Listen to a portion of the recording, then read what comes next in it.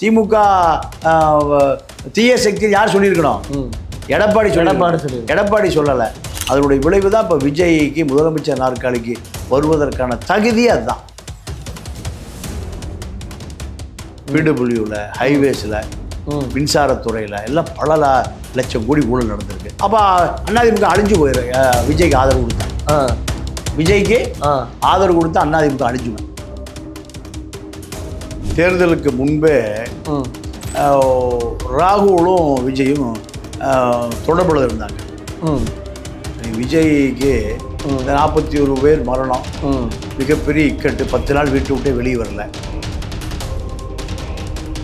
பாஜகவுக்கு லஞ்சம் கொடுத்து தப்பி கொண்டவர்கள் தான் திமுக. 2G வழக்கில் ராஜா உள்ளே போகிறதுக்கு, கனிமொழி சிறைக்கு போவதற்கு காங்கிரஸ் ஆட்சி தான் நடந்தது. அப்போ இந்த அடித்த கொள்ளையை காப்பாற்றுவதற்கு திமுகவுக்கு காங்கிரஸ் தேவை. இபிஎஸ் வேண்டாம். ஏன் வேண்டாங்கிறாருன்னா, அவருடைய எதிர்கால திட்டம் என்னன்னா, கண்டிப்பா விஜய் ஊழல் பண்ணுவார். இப்படிதான் அனைவருடைய கணிப்பு. ஆனால் அதை தாண்டி நீங்க திமுக அதிமுக 2 திராவிட இயக்கங்களும் தொடர்ந்து மக்களுடைய வரிப்பணத்தை சுரண்டுகிறார்கள், ஊழல் செய்கிறார்கள், லஞ்சம், லாவண்யம்.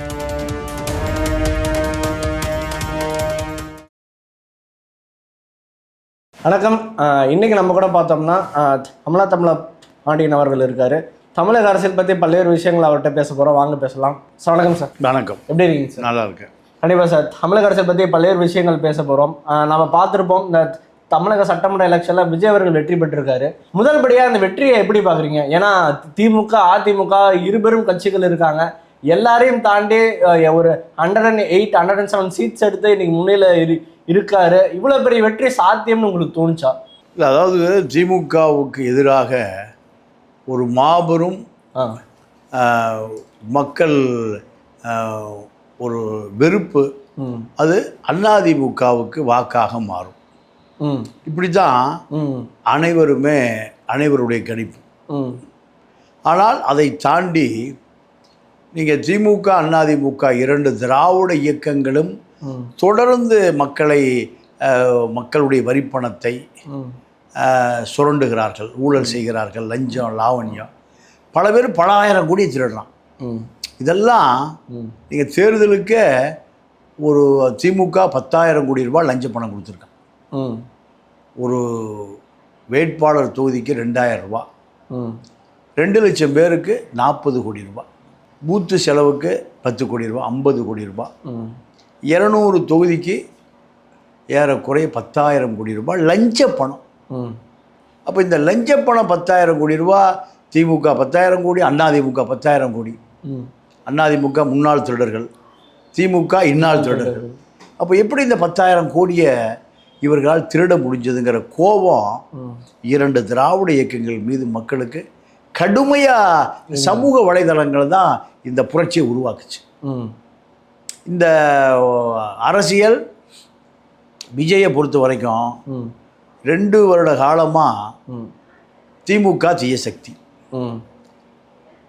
இதுதான் 2 வருடமான பிரச்சாரம். இப்போ இந்த வாய்ப்பு திருமாவுக்கு வந்தது, சீமானுக்கு வந்தது, வைகோவுக்கு வந்தது, விஜயகாந்துக்கு வந்தது. வந்த பிறகு தான் இவர்களுக்கு எல்லாமே சீமானுக்கு 7%, 50 லட்சம் வாக்கு, வைகோவுக்கு 7%, 93ல், விஜயகாந்துக்கு 14%, ஒரு 75-80 லட்சம் பேர். இதெல்லாம் அவர்கள் திமுகவில் எல்லாருமே அறிவாலய வாசலில் சரண்டர் ஆகிவிட்டாங்க. அப்போ திமுகவோடு சமரசம் செய்து கொள்ளாத ஒரு தலைவனை மக்கள் தேடிட்டே இருந்தான். ஓகே, எல்லாம் இப்போ வருவாங்களா அப்போ வருவாங்க, ஆமாம், அந்த மாதிரி இருந்திருக்காங்க. ஆமாம், இதுதான் விஜய அளவு கடந்த வெற்றியை நோக்கி நகர்த்திருக்கு. இதுதான் காரணம், வேற ஒன்று காரணம். ஸோ இப்போ அடுத்த மிக முக்கியமான கேள்வி என்ன, அவர் வெற்றி பெற்றுட்டாரு, ஆனால் சிங்கிள் மெஜாரிட்டி அவரால் வர முடியல. ஒரு 107 108 அந்த தொகுதியில் அதில் தான் இருந்திருக்காரு. தமிழில் சொல்லுங்க, 107 108 அதில் தான் இருந்திருக்காரு. சார் இன்னைக்கு பார்த்தோம்னா அவரோட ஆதரவு கேட்டு பல்வேறு கட்சிகளுக்கு அவர் கடிதம் மூலமா பேசியிருக்காரு. இன்னைக்கு காங்கிரஸ் கட்சிகிட்ட பேசியிருக்காரு. அந்த காங்கிரஸ் கட்சியும் சரின்னு சொல்லியிருக்காங்க. பட் இதுக்கு பின்னாடி என்ன நடந்தது அப்படின்றதுதான் தெரியல. நிறைய பேர் இந்த ஆதரவு ரொம்ப தப்பான முடிவுன்னு சொல்றாங்க. திமுக என்ன சொல்றாங்கன்னா காங்கிரஸ் துரோகிகள், எங்க முதுகுலயே குத்திட்டாங்க அப்படின்னு சொல்றாங்க. ஸோ காங்கிரஸ் தாவேகா இணைவு இது எப்படி பாக்குறீங்க? தேர்தலுக்கு முன்பே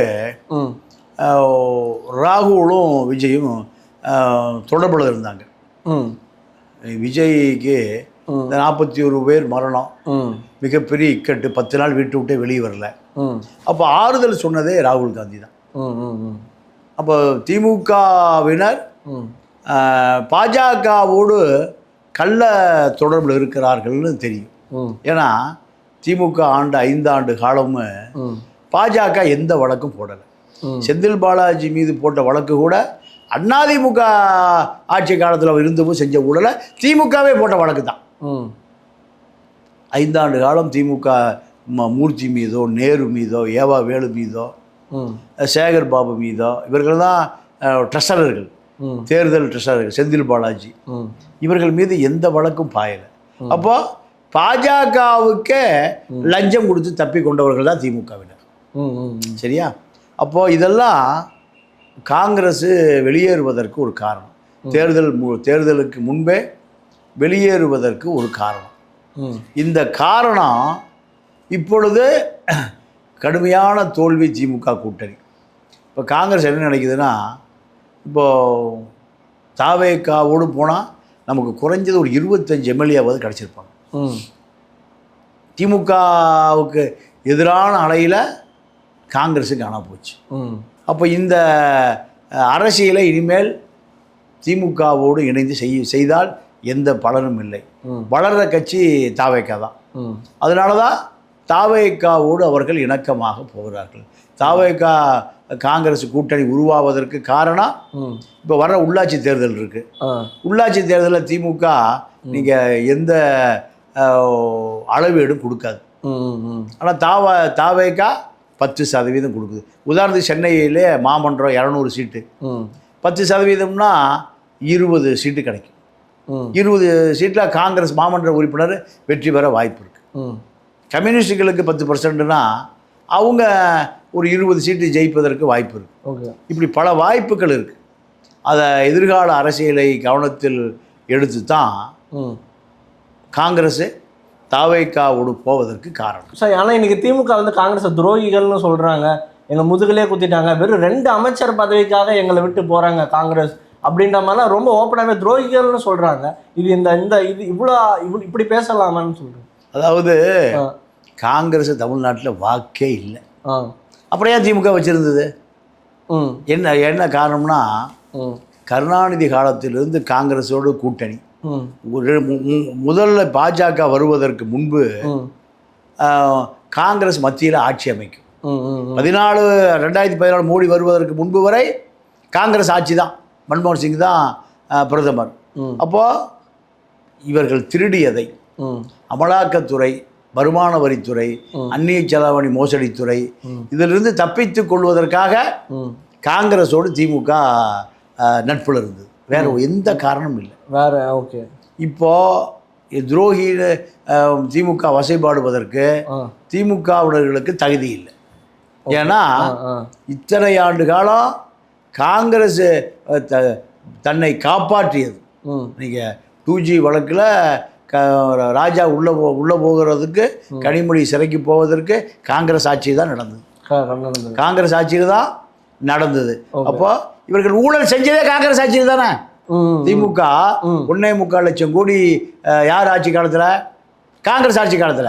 காங்கிரஸ் நீங்கள் கொள்ளையடிப்பதை, திருடுவதை பார்த்து கொண்டு தான் இருந்தது. அப்போ இந்த அடித்த கொள்ளையை காப்பாற்றுவதற்கு திமுகவும் காங்கிரஸ் தேவை. சார், அதே மாதிரி ராகுல் காந்தி, விஜய் அடிக்கடி அப்பப்போ ஃபோனில் பேசினதாகவும், இந்த அலைன்ஸ் முன்னாடியே டிசைட் பண்ணிட்டாங்க, தேர்தலுக்கு முன்னாடியே பேசுனதெல்லாம் சொல்கிறாங்க. சார், இதுக்கு அண்டர் கிரவுண்டில் என்ன நடந்துச்சு? இதுக்கு பின்னாடி என்ன நடந்துச்சுன்னு நினைக்கிறீங்க? ஒன்றும் நடக்கலை. திமுக தோல்வி அடைந்த பிறகு காங்கிரஸ் என்ன நினைக்குது? இவர்களை நம்பி இனி எதிர்காலம் இல்லை. அப்போ வெற்றி பெற்ற கட்சி தாவேகா அவர்களோடு பயணிப்பது தான் எதிர்கால அரசியலுக்கு நமக்கு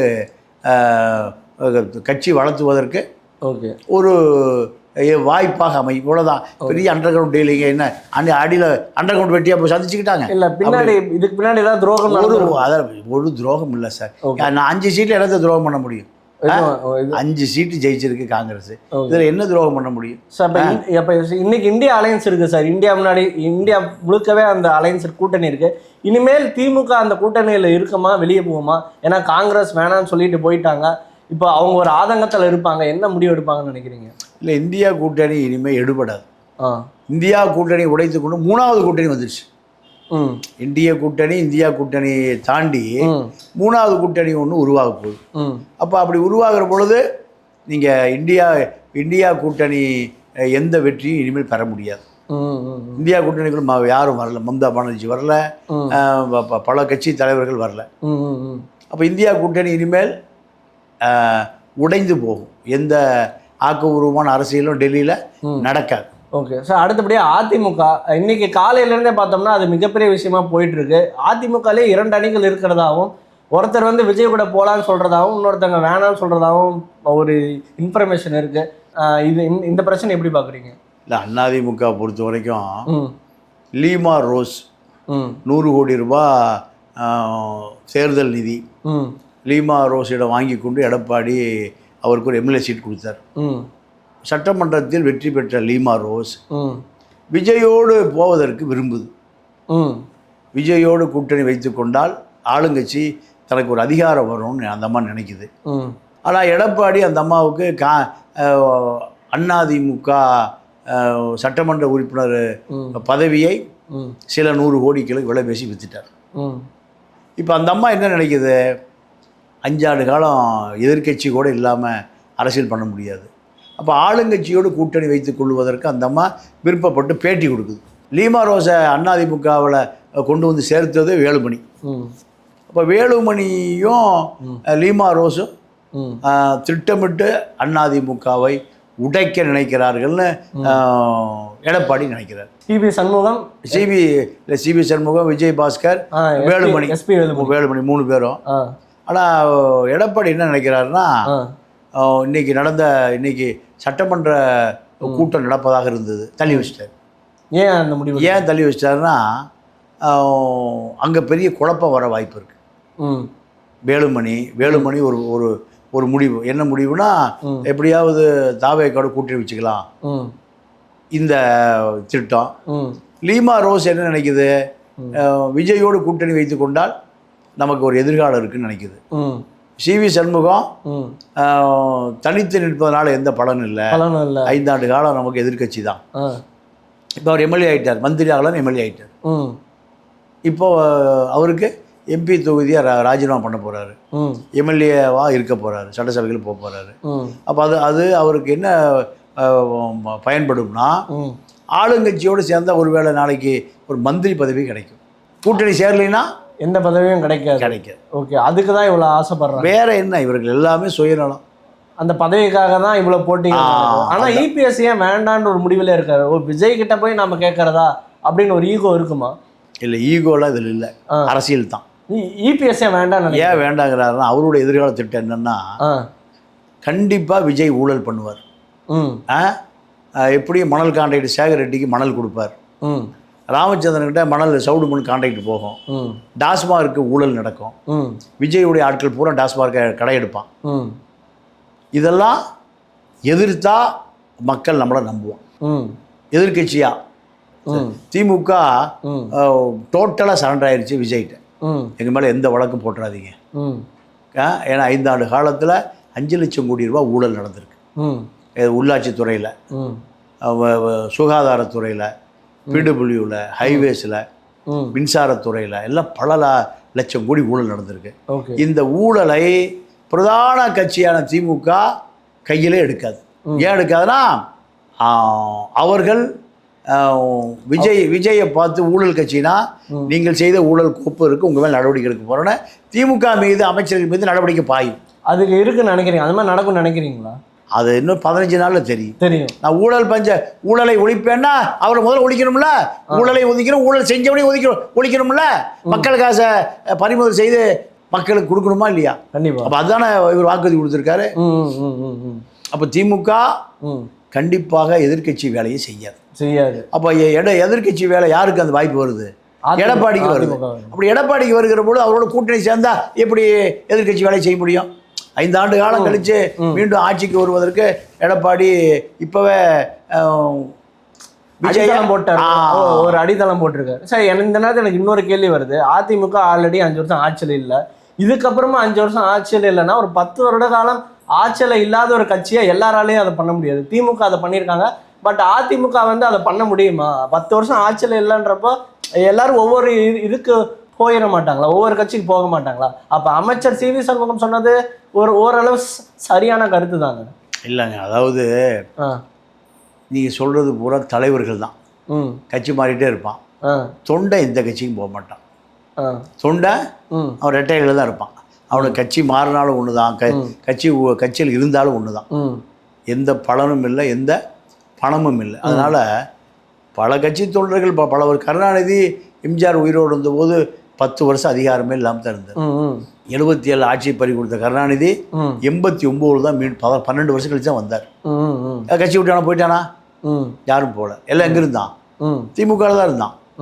அதே போல தான் அதிமுக திமுக அடிப்படை தொண்டர்கள் எப்பவுமே எந்த கட்சியோடு போக மாட்டான். அது அந்த கட்சியில் அவனுக்கு ஆனால் அடித்தளம். இப்போ அதிமுக ஆட்சியில் இல்லை என்றாலும் இப்போ பல தோல்வி அதிமுக. இந்த தேர்தலில் 25% ஓட்டு வாங்கியிருக்க. இது அதிமுகவுடைய நிரந்தர வாக்கு வங்கி. அப்போ இந்த வாக்கு வங்கி எடப்பாடி விட்டு என்றைக்குமே போகாது.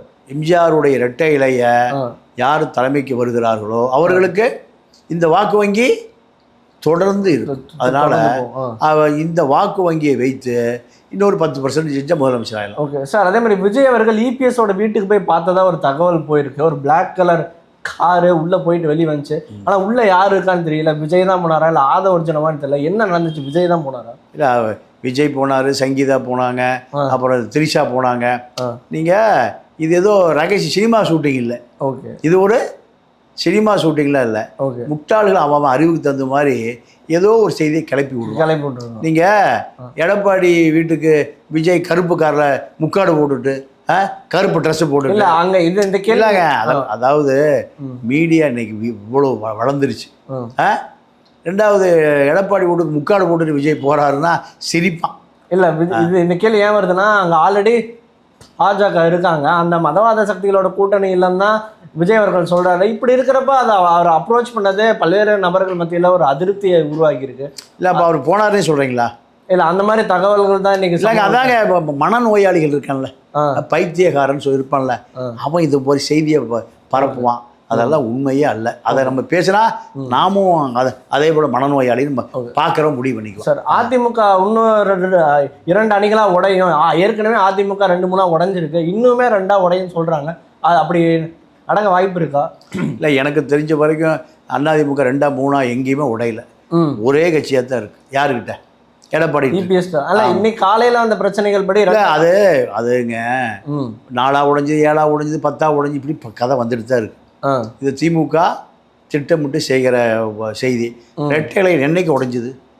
ரெட்டைலை என்னைக்கு உடைஞ்சுது? ஓபிஎஸ் போய் திமுக போய் சென்டர். அதனால ரெட்டையில என்னைக்குமே உடையில. இல்ல, அதுக்கான அபாயம் இல்லைன்னு உங்களுக்கு தோணுதா? அதிமுக எடப்பாடி விட்டு எவனும் போக மாட்டானுங்க. எந்த காலத்துல எடப்பாடி விட்டு போனா? எடப்பாடி ரெட்டையிலை 2 தான் அதிமுக. தொண்டை அங்கேயே இருக்கான். ஓகே, செங்கோட்டனை போல பல பேர் போயிருக்கான். ஓபிஎஸ் போயிருக்காரு, சசிகலா. எங்கே போனாலும் டெபாசிட் கூட வாங்க முடியாது. செங்கோட்டையை தாவேக்கால சேர்ந்த காரணத்தினால ஜெயிச்சிருக்காரு. அதனால அதிமுக சுக்குநூறெல்லாம் போல 25% ஓட்டை வாங்கி நிற்கிதே. இப்போ 53 எம்எல்ஏ ஜெயிச்சிருக்காங்களே. சார், இப்போ உங்களோட அனுபவத்தில் சொல்லுங்களேன், அதிமுக விஜய்க்கு ஆதரவு கொடுக்கணுமா கொடுக்கக்கூடாது? கொடுக்கக்கூடாது. ஏன் கொடுக்கக்கூடாது? அப்போ அதிமுக அழிஞ்சு போயிடும். விஜய்க்கு ஆதரவு கொடுத்தா, விஜய்க்கு ஆதரவு கொடுத்தா அதிமுக அழிஞ்சு போயிடும். இதான் பதிலாக இருக்கு. அதான் பதில். அதிமுக விஜய முழு மூச்சோடு எதிர்க்கணும். முழு மூச்சோடு எதிர்க்கணும். எதிர்த்தா தான் பிரதான. எடப்பாடி ஏன் வீணா போயிட்டாருன்னா 5 ஆண்டு காலம் விஜய் செஞ்ச எதிர்க்கட்சி வேலையை ம் எடப்பாடி செய்யலை. செய்யலை. திமுக தீய சக்தி யார் சொல்லியிருக்கணும்? ம் எடப்பாடி எடப்பாடி சொல்லி. எடப்பாடி சொல்லலை. அப்ப விஜய் அவர்கள் பண்ண வேண்டிய வேலையை தான் இபிஎஸ் அவர்கள் பண்ணியிருக்குன்னு சொல்ல வரீங்களா சார்? ஆமாம், அப்படி பண்ணியிருந்தா ம் இபிஎஸ்க்கு அந்த மக்கள் சக்தி வந்திருக்கும். மக்கள் சக்தி வந்திருக்கும். ஓகே, அதை எடப்பாடி செய்யலை. ஆ அதனுடைய விளைவு தான் இப்போ விஜய்க்கு முதலமைச்சர் நாற்காலிக்கு வருவதற்கான தகுதி அதுதான். திமுகவை முழு மூச்சாக எதிர்த்ததனுடைய விளைவு தான் ம் முதலமைச்சர் நாற்காலி எடப்பாடிட்டு போக வேண்டியது விஜய்கிட்ட போயிருக்கு. 5 ஆண்டு காலம் மூர்க்கமாக எதிர்த்திருந்தாருன்னா திமுக காலியாக இருக்கும், அதிமுக வந்திருக்கும். அதை அவர் செய்யலை. அந்த வேலை யார் செஞ்சா? விஜய் தான். அதுதான் விஜய்க்கு முதலமைச்சர் நாற்காலி வந்து சேர்ந்ததனுடைய ரகசியம்.